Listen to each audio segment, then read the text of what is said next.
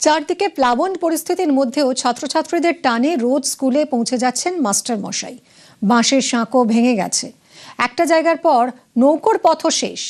গামছা পরে কখনো বুক জল, কখনো কোমর জল ভেঙে এগোচ্ছেন মাস্টার মশাই। জলরেখা ভেঙে এগোতে এগোতে অদম্য মানসিকতার মহাকাব্য লিখছেন নারায়ণগড়ের সুব্রত দাস। শিক্ষাই যে তাঁর ব্রত। এতটা জল পেরিয়ে আসতে হলো, প্রায় এক বুক জল। আমি মাধবচক প্রাথমিক বিদ্যালয়ে যাব, শিক্ষকতা করি। শিক্ষক মানুষ গড়ার কারিগর। এত বড় গুরুদায়িত্ব যার কাঁধে, তার দায়িত্ববোধও দুর্দমনীয়।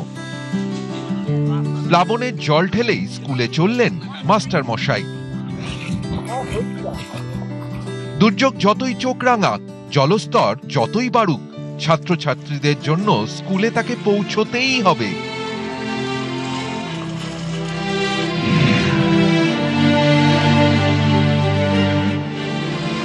কয়েকদিনের ভারী বৃষ্টিতে জলমগ্ন পশ্চিম মেদিনীপুরের নারায়ণগড়ের বিস্তীর্ণ এলাকা। চরাচর জুড়ে শুধু জল আর জল। নারায়ণগড়ের মাধবচক প্রাথমিক বিদ্যালয়ের শিক্ষক সুব্রত দাস। কঠিন পরিস্থিতির মধ্যেই কখনো বুক জল, কখনো কোমর জল ঠেলে স্কুলে পৌঁছে যাচ্ছেন তিনি।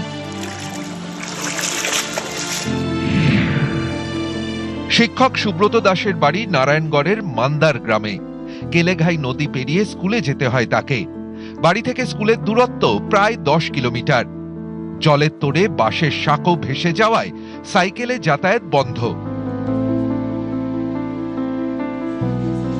এত প্রতিকূলতার মধ্যেও স্কুল যাওয়া বন্ধ করেননি মাস্টার মশাই, কারণ পড়াশোনায় কোনো খামতি রাখতে চান না তিনি।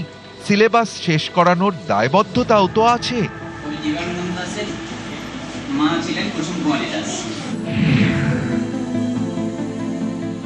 বাচ্চাদের পড়াশোনার তো প্রয়োজন রয়েছে, জল পেরিয়ে ঠিক টাইমে পৌঁছতে হবে, তাই অনেক আগে থেকেই বেরোতে হয়। কেলেঘাই নদীর এপারে যে বিস্তীর্ণ 1 কিলোমিটার মতো রাস্তা, মোরাম রাস্তা, সেটা প্রায়শই বর্ষাকালে জলে ডুবে থাকে, আর সেটাতে পারাপারের জন্য সেরকম নৌকোর ব্যবস্থা থাকে না।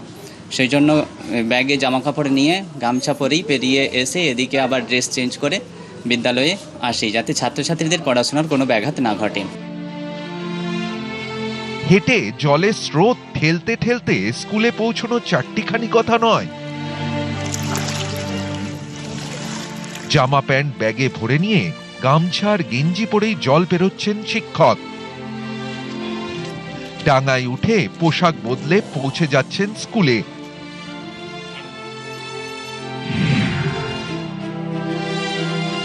খালি গায়ে জামা কাপড় ব্যাগে ভরে বেরোতে হচ্ছে। এখন এক বুক জলে কিছুটা, আর কিছুটা এক কোমর জলে। প্রত্যেক দিনই এই গামছা পরেই আসতে হয়। কল অফ ডিউটি বা কর্তব্য পালনের তাগিদ কথাটা আমরা প্রায়ই শুনি।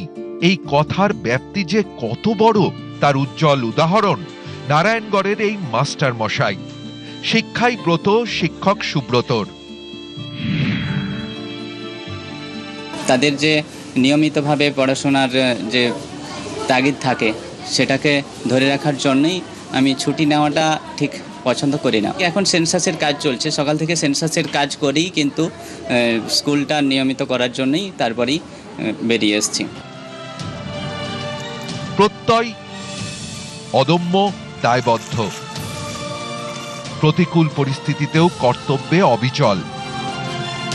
শিক্ষক সুব্রত দাসকে আমাদের কুর্নিশ।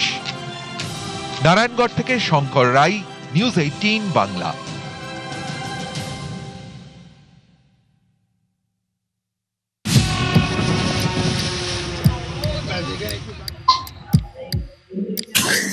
শিল্প শহর হলদিয়ার এই যে ছবিটা গত কয়েকদিন ধরেই কিন্তু রয়েছে।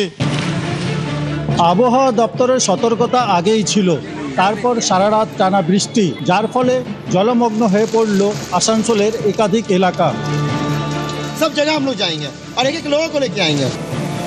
পেছন দিকে ডুলুং নদী রয়েছে। এই ডুলুং নদীর যে ভয়াবহ রূপ, জলস্তর সকাল থেকে আরো বাড়ছে। আমাদের হসপিটালে যোগাযোগ বিচ্ছিন্ন। জল যন্ত্রণার থেকে মুক্তি চাইছেন হলদিয়ার মানুষজন। চাইছেন নিকাশি ব্যবস্থার উন্নতি। যাদের বাড়ির মধ্যে এক ছাতি জল, তারা কেউ নেই, এখানে বাড়িতে নেই, সব গিয়ে ত্রাণ শিবিরে গিয়ে আছে। এই পুরো চত্বরে মানে হলদিয়া এবং আপনাদের এই আশেপাশে যাতে জল যন্ত্রণা, নরক যন্ত্রণা থেকে মুক্তি দিতে পারি, আমরা একটা কম্প্রিহেন্সিভ প্ল্যান ড্রেনেজের নিকাশির ব্যবস্থা করব। গন্ধেশ্বরী নদীর ওপর যে মানকানারি সেতু, সেই মানকানারি সেতু কিন্তু জলের তলায় চলে গিয়েছে।